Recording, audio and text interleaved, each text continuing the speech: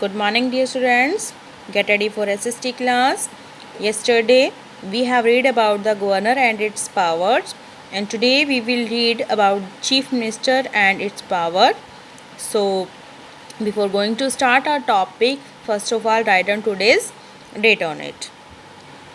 Yesterday I had given a question to send me the name who is the governor of Haryana, but none of you has sent me.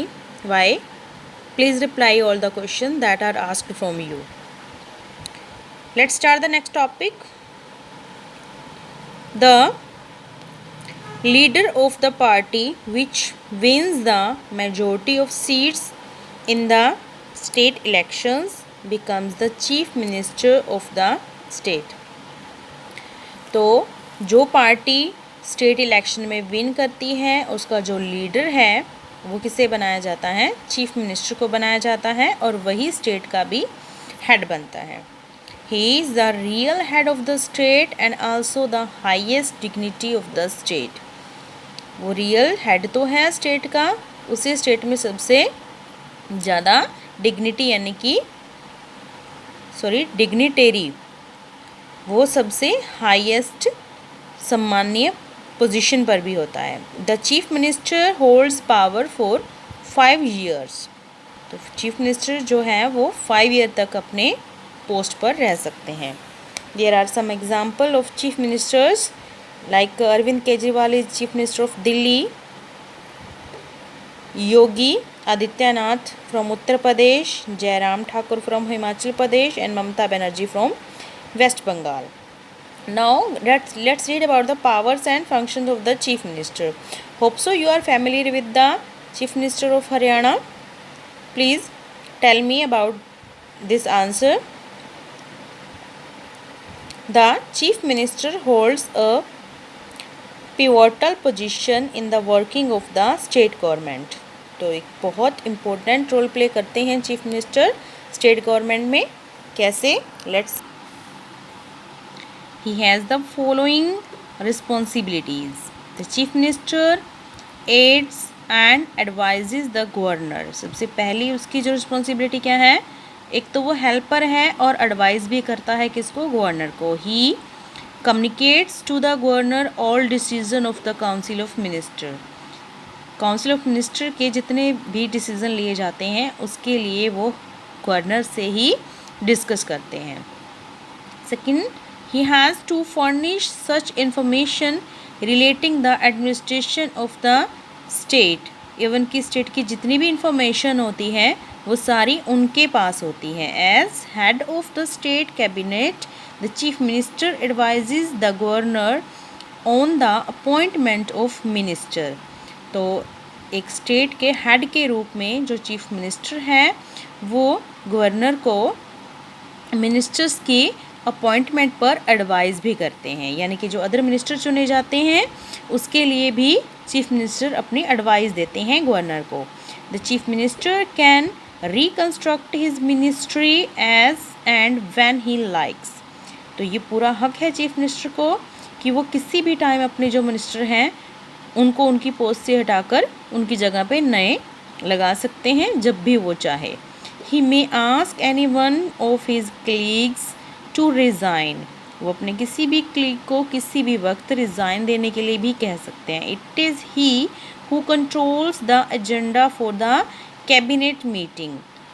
और cabinet जो highest level की जो cabinet meetings होती हैं उनको भी CM control करते हैं. It is for the chief minister to accept और reject proposal for cabinet discussion. तो कैबिनेट में जो डिस्कशन होती है उसको एक्सेप्ट करना है या रिजेक्ट करना है, it decided by the chief minister. The chief minister supervises and coordinates policies of the several ministers and department. जितने भी डिपार्टमेंट हैं, जितने भी मिनिस्टर्स का वर्क है उन सबको सुपरवाइज करने का काम भी चीफ मिनिस्टर करते हैं. The chief minister is the leader of the state legislative assembly. All principal announcements of policy are made by him. जितनी भी important announcements होती हैं या policies होती हैं these are made by chief minister. Now what is the role of council of minister? The team of ministers who is appointed to assist the CM in the discharge of his or her duties is known as Council of Minister. Minister की help के लिए, उसको assist करने के लिए जितने भी other minister choose किए जाते हैं, these are called council of ministers. These ministers have to be member of the state legislature, and if they are no members of the legislature, they are given 6 months to become one. तो जो भी मंत्री चुने जाते हैं वो सबसे पहले स्टेट लेजिस्लेचर के मेंबर होने चाहिए. अगर वो नहीं है तो विदिन 6 मंथ उनको स्टेट के लेजिस्लेचर के मेंबर बनना ज़रूरी होता है. The Council of Ministers owe collective responsibility to the Vidhan Sabha, and ministers are also individually responsible for their actions. तो एक तो विधान सभा के लिए कलेक्टिव रिस्पॉन्सिबिलिटी भी मिनिस्टर्स की होती है, एंड इवन कि अपने खुद के एक्शंस, अपने खुद के डिपार्टमेंट में अपने एक्शंस के लिए भी हर एक मिनिस्टर जो है वो इंडिविजुअली रिस्पॉन्सिबल होते हैं. The ministers hold office for 5 years, और मिनिस्टर्स 5 year के लिए अपनी जो ऑफिस है उनको होल्ड करते हैं. जैसे एक स्कूल चलता है, स्कूल में हेड जो एक प्रिंसिपल होते हैं और उनके अंडर टीचर वर्क करते हैं, same like they are working in a state government. The principal is chief minister and the teachers of their subject they are the council of minister. Is that clear? Okay, now let's discuss about the state legislature. जैसे central government में parliament की जो जगह होती है, ऐसे ही state level पर स्टेट लेजिस्लेचर होता है. The state legislature makes laws on the subject which are included in the state list. The state legislature can either have 1 house और 2 house. The former is known as the unicameral legislature, and house is called the legislative assembly or the Vidhan Sabha. On the other hand, states which have 2 houses said to have bicameral legislature, they have a second house or Vidhan Parishad. Apart from Andhra Pradesh, Tamil Nadu and Karnataka, all other Indian states have unicameral legislature. अब इसका मतलब क्या है? देखो, मैंने आपको पहले भी बताया था डियर कि जो स्टेट्स हैं उनके अंदर एक विधान सभा बनाई जाती है जो कि सभी स्टेट्स के लिए होती है, और लेजिस्लेचर के भी 2 हाउसेज होते हैं, जैसे पार्लियामेंट के 2 होते हैं, अपर एंड लोअर हाउस. तो ऐसे ही स्टेट लेजिस्लेचर के 2 हाउस होते हैं. अपर हाउस को बोलते हैं विधान परिषद, जो हर एक स्टेट में नहीं होता, कुछ एक स्टेट में हैं जो यहाँ दे रखे हैं, जो काफ़ी बड़े होते हैं. और लोअर हाउस होता है विधान सभा, जो कि हर एक स्टेट में होता है. अब कुछ स्टेट जो छोटे हैं उसमें सिर्फ विधान सभा ही होती है, विधान परिषद होता ही नहीं है, तो उन्हें कहा जाता है यूनिकैमरल. और जिनके अंदर विधान सभा विधान परिषद दोनों होते हैं उन्हें कहा जाता है bicameral legislature. Let's read about the Vidhan सभा.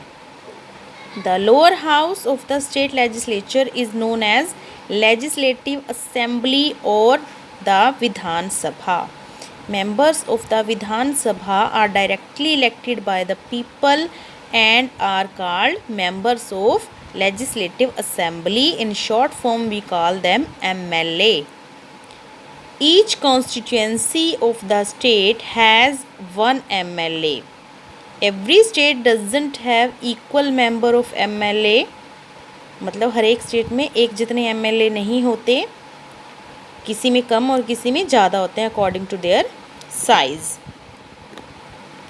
It varies from state to state. ये एक स्टेट से दूसरे स्टेट में डिफरेंट हो सकते हैं depending upon the population of the state, और ये डिपेंड करता है उस स्टेट की पॉपुलेशन पर. According to the constitution of India, the maximum number of members of the Vidhan Sabha should not exceed 500 and the minimum should be not be less than 60. तो constitution में mention किया गया है कि कोई भी किसी भी स्टेट की जो विधानसभा है उसमें मैक्सिमम जो एमएलए हो सकते हैं 500 तक हो सकते हैं, इससे ज़्यादा नहीं होने चाहिए, और कम से कम 60 होने चाहिए, इससे कम नहीं होने चाहिए।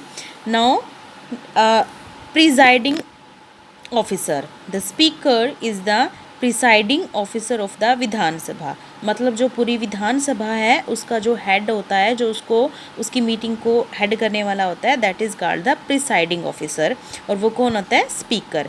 He is assisted by deputy speaker, even कि डिप्टी स्पीकर भी उसके साथ असिस्ट होते हैं, उसकी हेल्पर होते हैं। Apart from presiding over the meeting of the house, it is the duty of speaker to ensure that debate and proceedings are carried out peacefully.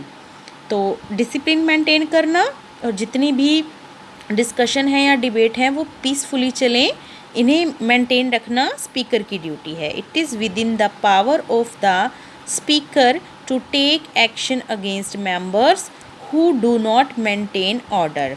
तो जैसे आपके स्कूल में पीटी सर होते हैं ना, यही रोल यहाँ स्पीकर का है। मतलब अगर कोई मेंबर उनकी बात नहीं मानता है या रूल्स को तोड़ता है तो उनके खिलाफ एक्शन भी ले सकते हैं ये। In case of a tie after voting on an issue, the speaker can cast his her vote. अगर टाई हो जाता है किसी डिबेट पर तो फाइनल डिसीजन स्पीकर का माना जाता है। If the speaker is absent, the deputy speaker presides over the house, और स्पीकर के एब्सेंस में डिप्टी स्पीकर हाउस को प्रिसाइड करते हैं। Now the term, each term of the Vidhan सभा lasts 5 years, but the governor can dissolve it before the end of its term. तो सबसे पहली बात कि विधानसभा का पीरियड जो है वो 5 years तक होता है, बट गवर्नर अगर चाहे तो उसको पहले ही डिसॉल्व कर सकता है, ख़त्म कर सकता है। इन case of N emergency, the term of Vidhan Sabha can be extended by the parliament. और अगर कोई इमरजेंसी हो जाती है, इलेक्शन नहीं हो सकते 5 सालों बाद, तो उसका जो टाइम पीरियड है विधानसभा का वो 5 साल से ज़्यादा भी हो सकता है। Now sessions, the Vidhan Sabha meets at least twice a year. तो विधानसभा जो है वो अपनी मीटिंग्स साल में 2 बार लेते हैं। And the interval between 2 sessions can not be more than 6 months। और उनकी जो इंटरवल है यानी कि उनका जो गैप है मीटिंग का, वो 6 महीने से ज़्यादा भी नहीं होना चाहिए। अगर 6 महीने से ज़्यादा का टाइम हो गया और मीटिंग नहीं हुई तो उसके लिए भी उन पर एक्शन लिया जा सकता है। During each session at least 1/10 of the members should be present। Clear? हर सेशन में 1/10 मेंबर का प्रेजेंट होना ज़रूरी है। So in the next period we will read about the Vidhan परिषद।